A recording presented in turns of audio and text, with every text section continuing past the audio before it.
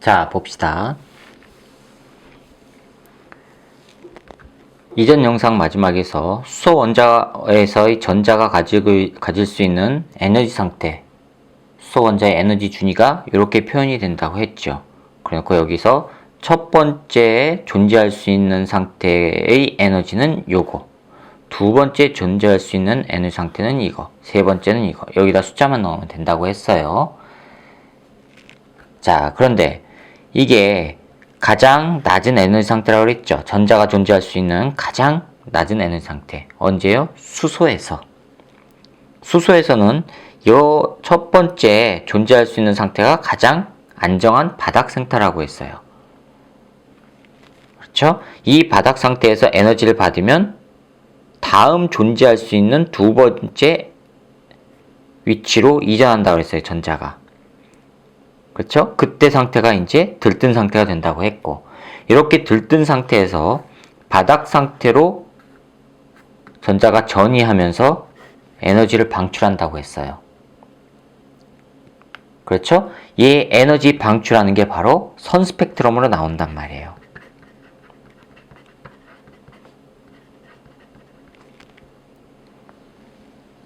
됐죠? 자, 그러면 두 번째 존재할 수 있는 상태에서 바닥 상태로 떨어질 때, 세 번째 존재할 수 있는 상태에서 바닥 상태로도 떨어질 수 있지만 두 번째 상태로도 떨어질 수 있죠. 그러면 세 번째 상태에서 바닥 상태로 떨어질 때 나오는 에너지하고 세 번째 상태에서 두 번째 상태로 떨어질 때 나오는 에너지는 분명히 다르겠죠. 요 놈이 더 클 거 아니에요. 이렇게 떨어질 때 에너지 차이가 더 클 거 아니에요. 이해가세요? 자, 이걸 그래서 그림으로 그려보면 가운데 플러스가 있어요. 그리고 전자가 존재할 수 있는 첫 번째 에너지 상태. 자, 이거를 첫 번째 n=1이라고 합시다. 여기 n에다 1. 두 번째 전자가 존재할 수 있는 상태 n이 2이고, 세 번째 존재할 수 있는 상태 요거 n은 3이고요. 네 번째 존재할 수 있는 상태, 자, 이거는 n은 4이고요. 다섯 번째 존재할 수 있는 상태, 자, 이거를 n은 5고요. 이런 식으로 존재할 거 아니겠습니까? 그렇죠? 자, 여기 있으면 이건 바닥 상태예요. 전자가 여기 있으면 이때는 바닥 상태입니다. 됐습니까? 자, 이때 첫 번째 궤도에 있는 거, 이거를 바닥 상태라고 해요. n=1이에요. 자, n=2부터는 들뜬 상태가 되는 거예요. 원래 존재해야 되는 것보다 높은 에너지 상태가 되니까. 됐죠? 자, 그러면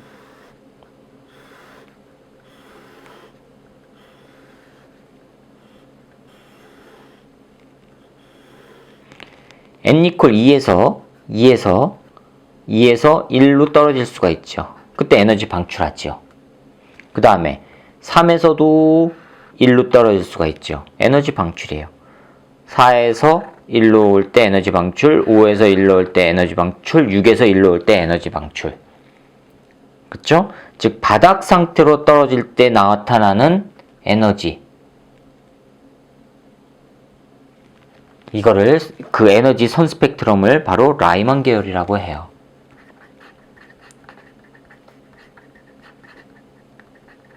이걸 라이먼 계열이라고 해요. 첫 번째 바닥 상태로 전이가 일어날 때 나오는 에너지 상태입니다. 방출되는 빛을 라이먼 계열이라고 해요. 그러면 여기서 두 번째로 떨어질 때도 있을 거 아니에요. 즉 세 번째에서 두 번째로 떨어질 때, 네 번째에서 두 번째로 떨어질 때, 다섯 번째에서 두 번째로 떨어질 때, 이렇게 있을 거 아니에요. 이렇게 두 번째 궤도로 떨어질 때 요거를 발머 계열이라고 해요.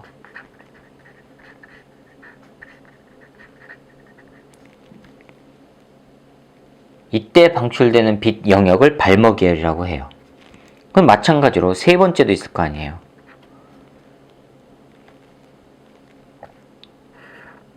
자, 이렇게 떨어질 때 있을 거 아니에요. 이때를 파신 계열이라고 해요. 다음에 네 번째도 있고 그럴 거 아닙니까? 그래서 라이먼, 발머, 파시엔, 브라켓 뭐 그런 식으로 쭉 이름을 붙였어요. 자, 이렇게 N 상태가 돼요. 이 라이먼 계열은 어디에 속하냐면 이거는 자외선에 속해요. 자외선 영역. 스펙트럼이 빨강에서부터 보라색까지 쭉 나온다고 그랬죠? 이 보라색 바깥쪽, 이쪽 영역을 자외선. 빨간색 바깥쪽 영역, 이쪽을 적외선. 붉을 적자, 바깥외자입니다. 빨간색 밖의 영역이라 하는 겁니다. 적외선. 자외선은요, 자줏빛 자자에다가 바깥외자예요. 자줏빛, 보라색 바깥쪽에서 나오는 방출선이다 해서 자외선이라고 해요.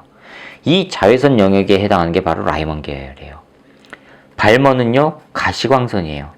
우리가 말하는 빨주노초 파남보, 눈에 보이는 빛이요. 파시에는요, 이거는 적외선 계열이에요. 적외선 계열이에요. 됐습니까? 그래서 적외선 계열인 파시엔 계열은 세 번째 궤도로 떨어질 때 들뜬 상태의 전자가 세 번째 에너지 상태로 세 번째 궤도 상태로 떨어질 때 나오는 에너지 파장, 그게 바로 적외선 계열인 파시엔 계열이라는 얘기입니다. 이게 전부 불연속적으로 존재해요. 이 불연속적으로 존재하는 걸 통해서 러더퍼드의 궤도 이론이 수정이 된 겁니다.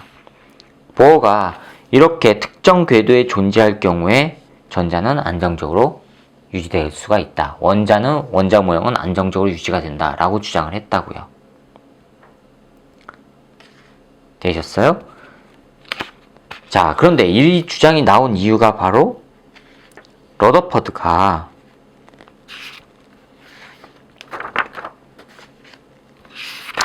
보어의 원자궤도 이론이 나온 이유가 러더퍼드의 원자 모형이 존재할 수 없기 때문이라고 그랬죠. 전기적 반발 법칙 때문에. 그럼 이 전기적 반발 법칙이 나왔다는 얘기는 이미 이전에 전기라고 하는 전기적 특성,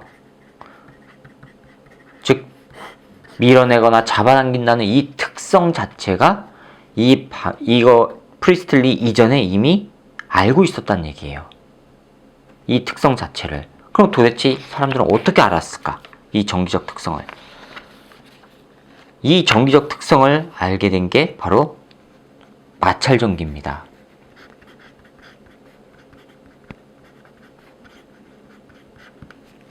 마찰전기라고 하는 거예요. 마찰전기가 뭐죠? 두가 서로 다른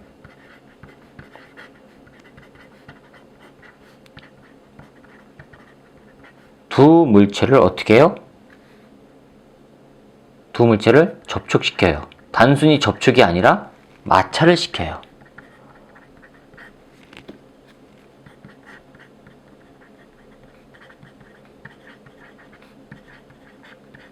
그때 띠게 되는 전기, 그거를 마찰전기라고 해요. 즉 마찰에 의해서 생기는 전기를 마찰전기라고 해요. 근데 여기서 조심해야 될 게 있습니다. 바로 서로 다른 두 물체예요. 같은 물체끼리 문질러 봐야 아무 소용 없습니다. 여러분들 손바닥으로 계속 손바닥끼리 비벼봐야 전기 안 생겨요. 서로 다른 물체끼리 마찰을 시켜야지만 전기가 생겨요. 그걸 마찰전기라고 해요. 그러면 어떤 거와 문질렀을 때 어떤 전기적 성질을 나타내냐? 그거를 나타내는 게 바로 대전열이라고 하는 겁니다. 이렇게 마찰에 의해서 전기적 성질을 띠게 된 물체,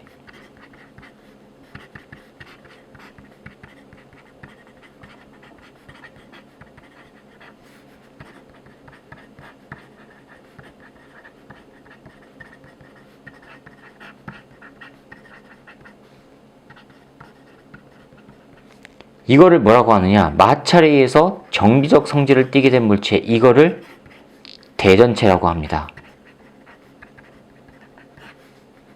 한자로 쓰면 띠대자에다가요, 전기전자에다가 몸체자, 이렇게 나와요. 이건 띠도 되지만 띠다라고 하는 동사도 돼요.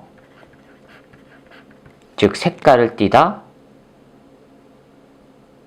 아시겠어요? 어떤 형태로 나타나다라는 뜻이죠. 즉 정기적 성질을 갖게 되는 물체를 말해요. 언제요? 마찰에서요. 그럼 물체들 서로 다른 두 물체를 문지르면 정기적 성질을 띠게 된대요. 정기적 성질을 띠니까 다른 것끼리 문질렀으니까 같은 성질은 안 될 거 아니에요. 어느 하나는 플러스, 어느 하나는 마이너스가 될 거란 말이에요. 그럼 그렇게 플러스와 마이너스, 즉 마찰에서 생긴 정기적 성질을 띈 물체를 플러스에서 마이너스로 쭉 나열한 거, 그거를 대전열이라고 해요. 정기적 성질을 띠는 거를 대전이라고 하고, 이 대전된 물체를 쭉 일렬로 나열한 거, 그거를 대전열이라고 해요. 이건 나열할 열자 쓴 겁니다. 대전은 이거랑 똑같습니다. 정기적 성질을 띈 물체를 나열한 거를 대전열이라고 해요. 예를 들자면 모피하고 고무하고 서로 문질러요. 그러면 이 모피가 플러스가 성질을 띠고요, 고무가 마이너스 성질을 띠어요.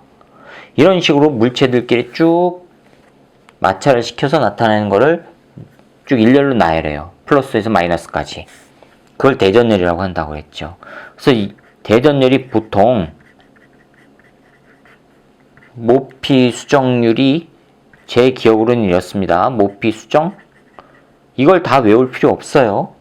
유리, 종이, 명주, 나무, 고무, 황, 그 다음에 셀룰로이드, 에보나이트 막대. 자, 이런 순서대로 쭉 되는데 모피가 플러스, 에보나이트가 마이너스예요. 즉 무슨 얘기냐? 유리하고 명주하고 문대면 유리가 플러스, 명주가 마이너스. 명주하고 고무하고 문대면 명주가 플러스, 고무가 마이너스를 띈다는 얘기예요. 이게 바로 대전열이라고 하는 겁니다. 순서대로 쭉 나열한 거. 이러한 내용을 이미 알고 있었기 때문에 이 러더퍼드의 원자 모형이 존재할 수 없다. 플러스와 마이너스 인력이 생기니까 라는 걸 주장할 수 있었던 거예요. 아시겠어요? 이러한 근거로 인해서 결론적으로 보어의 이 원자 궤도 모형까지 나온 거고요. 즉 원자 궤도 모형에 의하면 특정한 궤도에서는 특정한 에너지를 가진다는 얘기예요. 자, 이거를 동그랗게 위에서 바라본 모습이 이거예요. 옆에서, 자, 이렇게 바라본 모습은 그럼 어떻게 되느냐? 위에서 바라봤을 때 이 모양으로 존재한다면 옆에서 이렇게 플러스를 옆에서 원자를 이렇게 옆에서 이런 식으로 바라보면, 즉 이런 식으로 이렇게 바라보면 어떻게 될까? 바로 그 모양이 여러분들이 많이 접해봤을 겁니다. 에너지 존재 모양, 플러스가 있고요. 이렇게 돼 있는 거 보셨죠? 에너지 우물이라고 하는 거. 요게 첫 번째 궤도에서 존재하는 에너지 상태. 이게 두 번째 궤도. 이게 세 번째 궤도, 네 번째 궤도, 이런 식으로 돼 있는 거예요. 아마 보신 분들도 계실 겁니다. 교과서에서도 이미 나와 있어요. 이게 원자 핵이고요. 이쪽으로 갈수록, 위로 갈수록 에너지가 높은 거죠.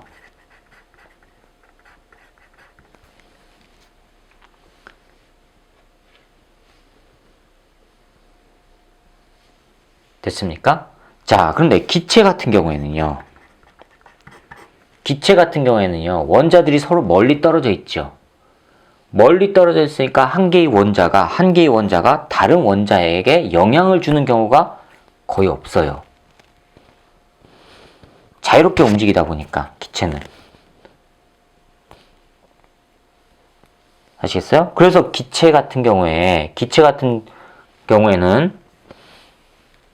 에너지 분포가 거의 같습니다. 이론적인 에너지 분포랑 거의 같아요. 그런데 고체인 경우에는 좀 달라져요.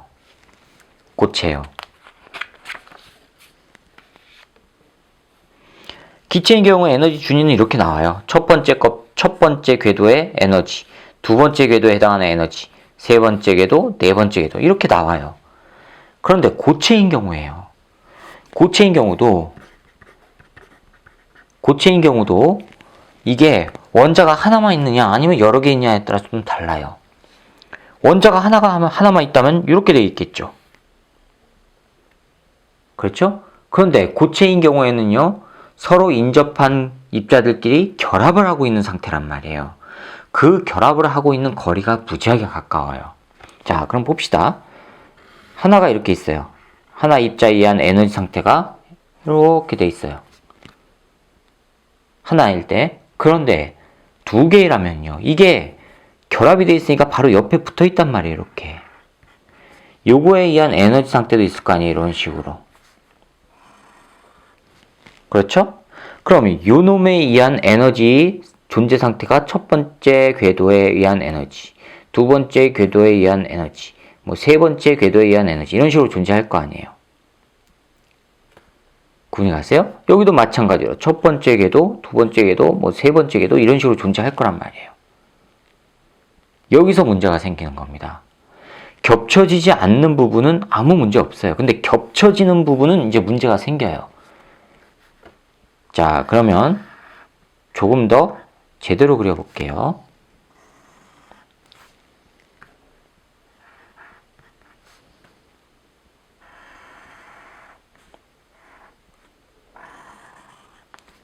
자, 첫 번째 존재할 수 있는 에너지 상태, 에너지 궤도 상태. 요 놈에 의한 에너지 궤도, 첫 번째 에너지 궤도 요거. 요 놈에 의해서 형성되는 첫 번째 에너지 궤도 요거. 자, 두 번째 에너지 궤도. 자, 여기입니다. 요거에서 또 이렇게 겹쳐지겠죠. 세 번째 에너지 궤도 이렇게 되고요. 요거에 의한 것도 이렇게 되고요. 그럼 여기 겹쳐지죠.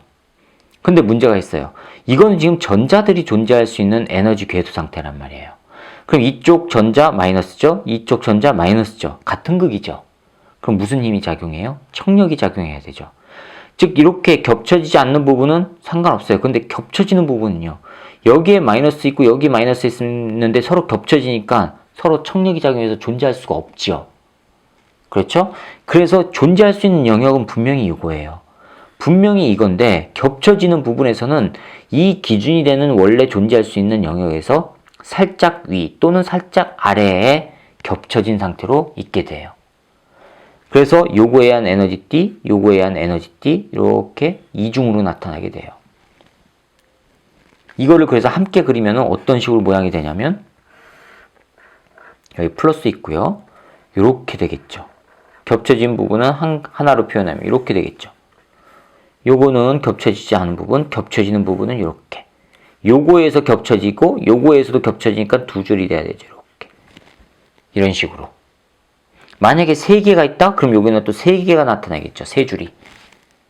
아시겠어요? 자, 이렇게 전자의 에너지 준위가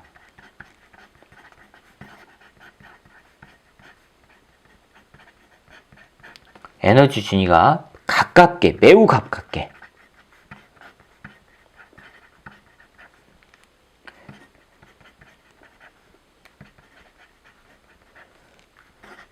가깝게 존재해서 마치 연속적으로 지금 있는 것처럼 된단 말이에요. 전자들이.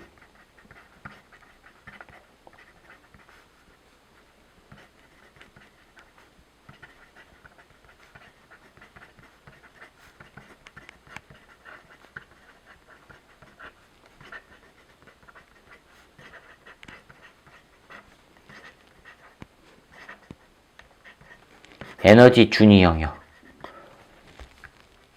여기죠. 연속적으로 이렇게 분포하는 것처럼 있단 말이에요. 이 영역, 이거를 뭐라고 하느냐? 이거를 에너지 D라고 해요.